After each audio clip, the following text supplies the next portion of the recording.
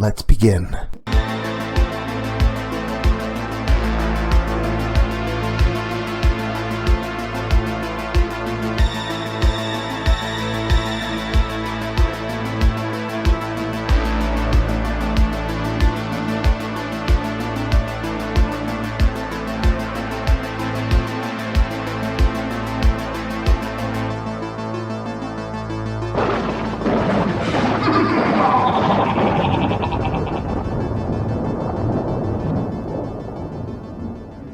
Hey there, scary story fanatics. Welcome back to Cleaving Thought from Bone. Your host, Sociopath. It's time we jump into the face of fear again before it lunges out at us instead.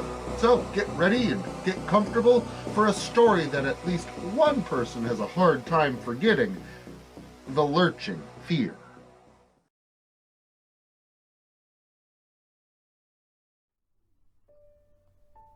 A few months ago, I was tasked with working the graveyard shift, remodeling a local grocery store into modernization. I'm an electrician by trade.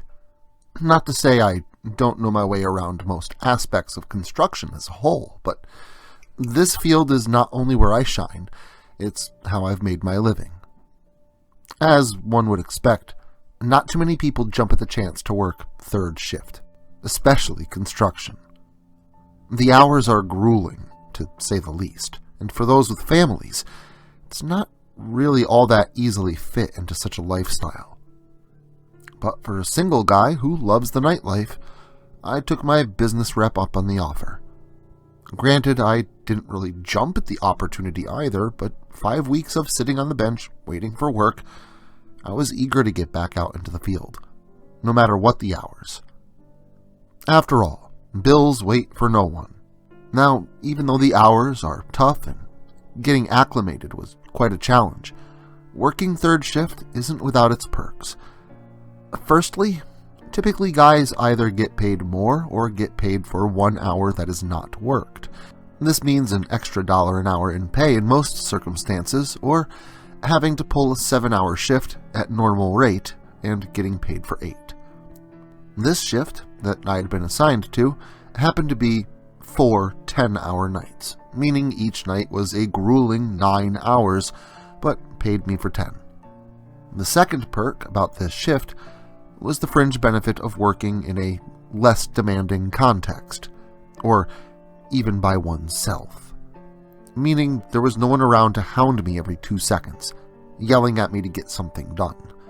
It's basically understood that third shift sucks, and project managers are usually happy that you just show up. As for working, things do get done. How else could one stay awake all night long? If you're going to be there all night, you might as well stay busy. The night I walked onto the site, I was introduced to John. John happened to be the project manager, an older guy, soft-spoken, built like a brick shithouse, and observably knowledgeable.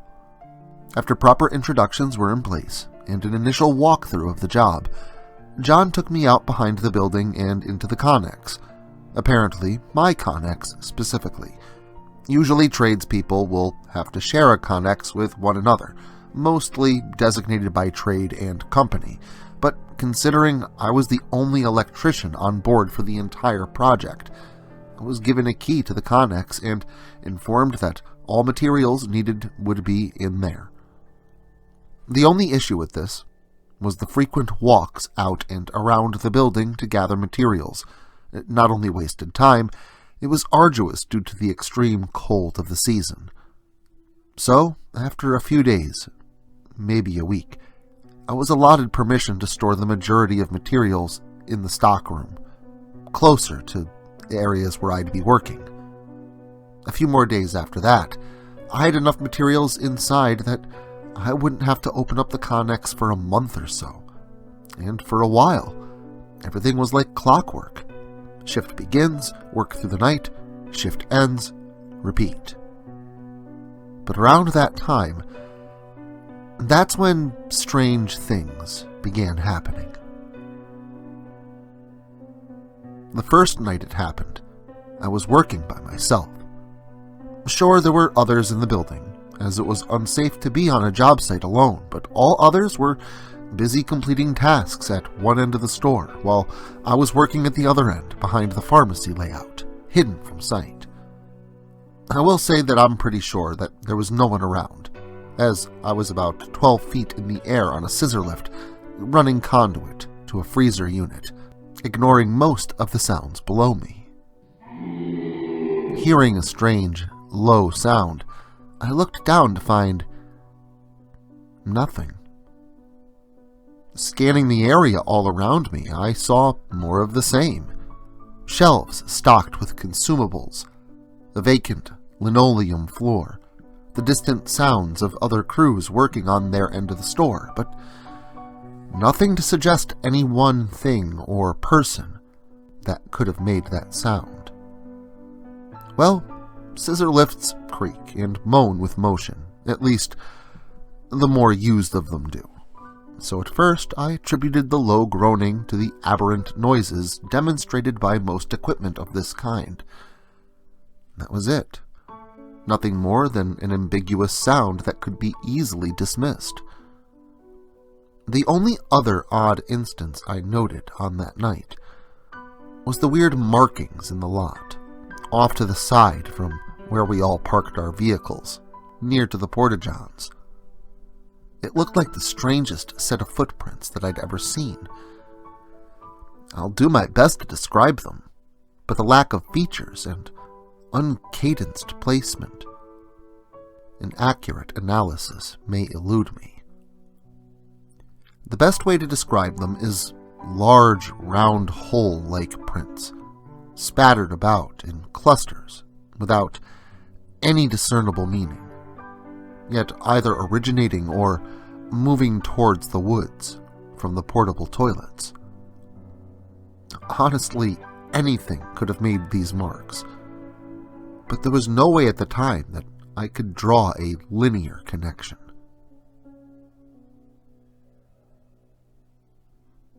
As the days progressed into about a week or more, I had forgotten the incident altogether, and maybe the night shift had gotten to a good portion of the crew, or maybe that some of manpower happened to have consecutive days off.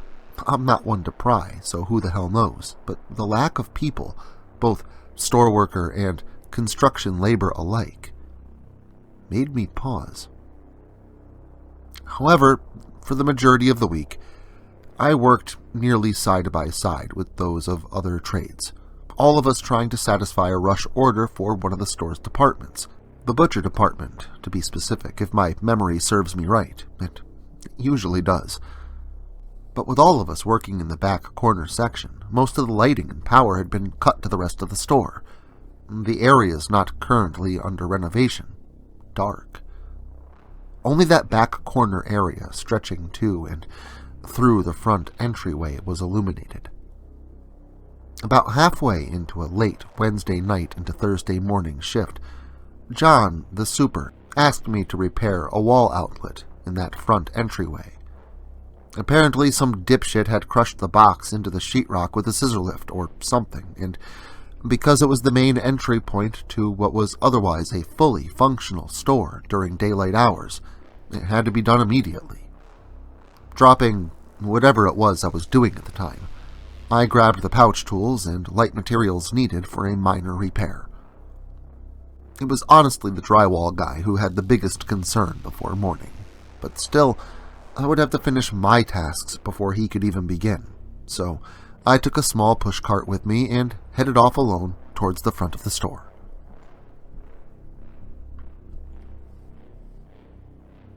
It was dark, but not just nighttime dark, not like the moon or a single point of starlight in the sky.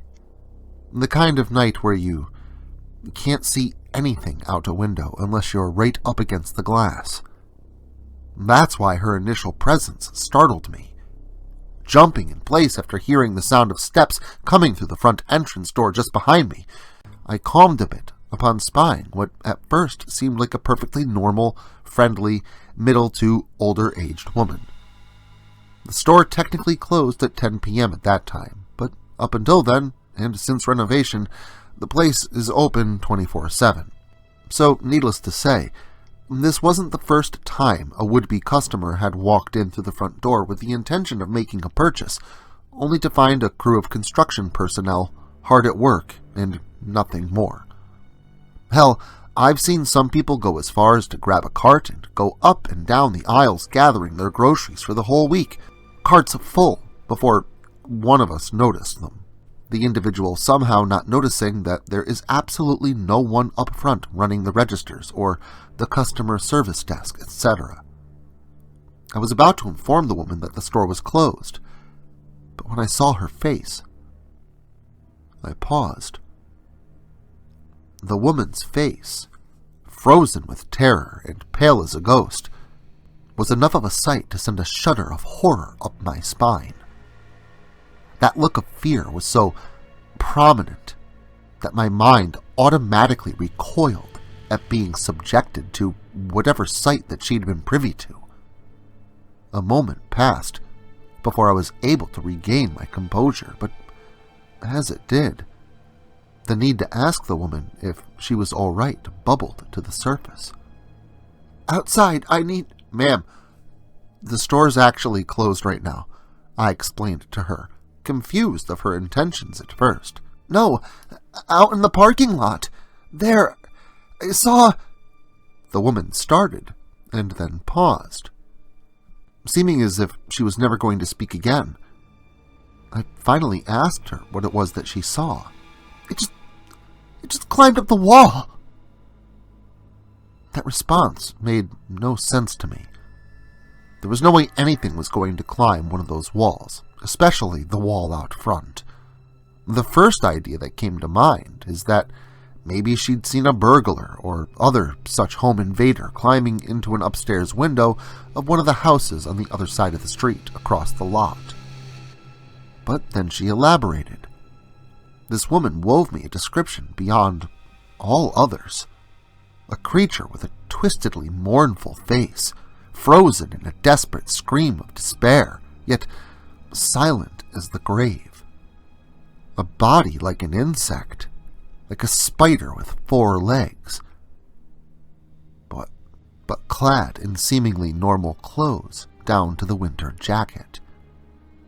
I mean, this woman's explanation was so descriptive, so vivid, that I felt I could practically envision this creature myself, climbing the storefront as she solidified. Draped in confusion, I walked side by side with her out the automatic doors and into the lot to investigate. Of course, we saw nothing, as she explained we would, the thing disappearing over the rim of the roof. But that was until we got closer to the wall and the small mulch pit just before it. "Look, here! This is where it climbed up!" she exclaimed, pointing to the mulch next to the wall. When I looked, I saw what she was trying to show me. 2 round, foot-like prints, and I instantly remembered the night a few weeks before and the markings that I had seen outside the portable lavatory. An instant rush of panic swelled up within me, but the sensation passed, as fleeting as it came, realizing that whatever it was, for all intents and purposes, was gone now, and that my supervisor would likely be wondering where I had wandered off to. I assured the lady all the way back to her car, telling her that I would keep a watchful eye and would inform the store in the morning, which I was never going to do. Explaining to her that I needed to return to work, she finally climbed into her car and left. I did my best not to think about it, never even considered telling anyone what happened. Hell, no one had even noticed that I had disappeared for nearly 15 minutes, so no explanation needed. But still, I kept finding myself staring out that black front store glass window, out into the pitch of the quiet midnight hours, half anticipating the horrors I might discover lurking there, staring back at me, the other half of me terrified.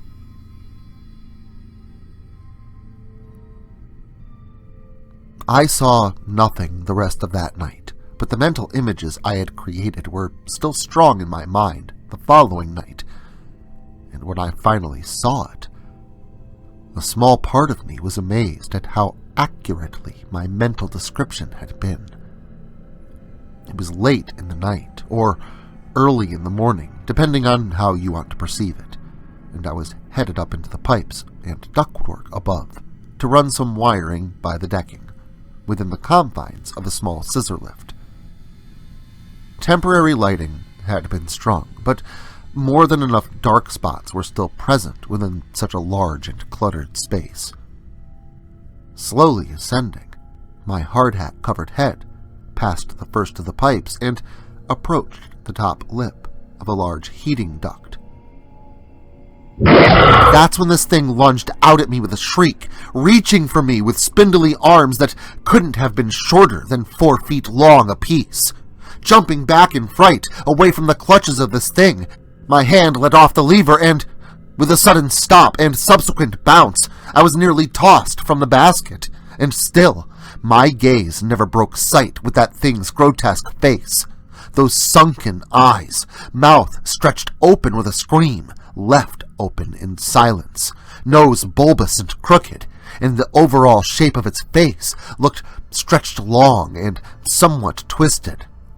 As the bouncing came to a halt only a moment later, the thing retracted back into the darkness beyond the lip of the duct and out of sight. Needless to say, that was my last night working there. From that point on, I refused to go up into the decking again, and refused to tell anyone why. I was told that if I refused to do the work, then to pack up my things, put materials away, and go home, that I wasn't needed. Placing my personal tools into the respective bags and buckets, I gathered up the materials that I had been using to once and for all bring them back to the Connex from which I had originally gotten them from weeks ago. Using the key that I had been given, I unlocked the latches and swung open the large metal doors. Well, one of them. And as soon as it opened, that's when I noticed the smell. I wasn't sure what it was at first, only that it smelled strong and terrible, like something rancid. This was because I'd never been around a dead body before, at least not one that wasn't embalmed and laid out in a coffin for a funeral. But once the police had come to investigate my discovery, I soon found that that's exactly what it was. And it's an odor that I'm sure I won't soon forget. From what they could surmise, from the way the body was laying, how it was huddled into a ball and adorned in street clothes and a winter jacket, how there were no wounds or signs of a struggle, that the woman had froze to death. After some questioning, I was ruled out of any foul play, but the story of what happened still makes my blood run cold to think about it.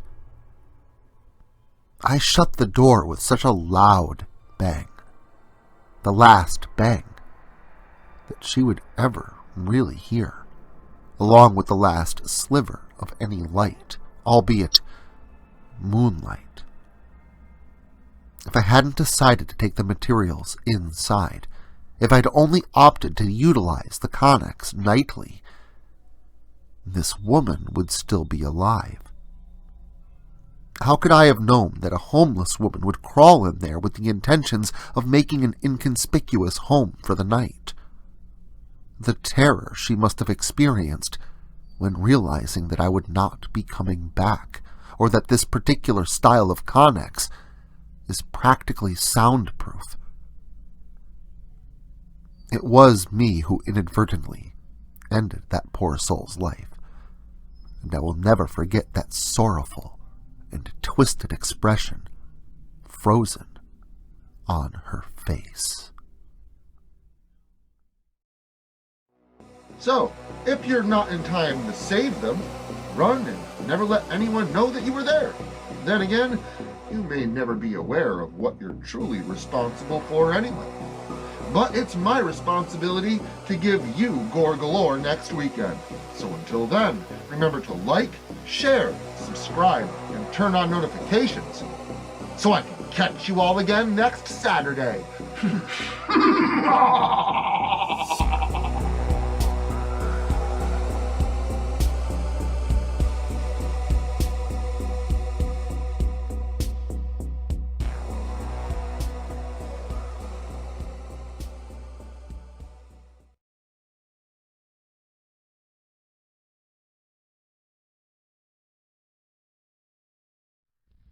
Social media can be very unpredictable, especially regarding horror content.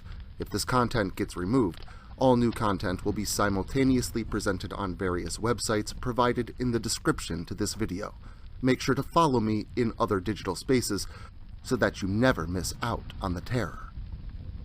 Also, if you like this video, make sure to leave a comment and hit the like button. It helps the channel a lot. If you're new to the channel and you enjoy what's here, consider hitting that subscribe button and the notification bell so that you never miss an upload. Writing is a dream of mine, and it's all of you that make that dream come true.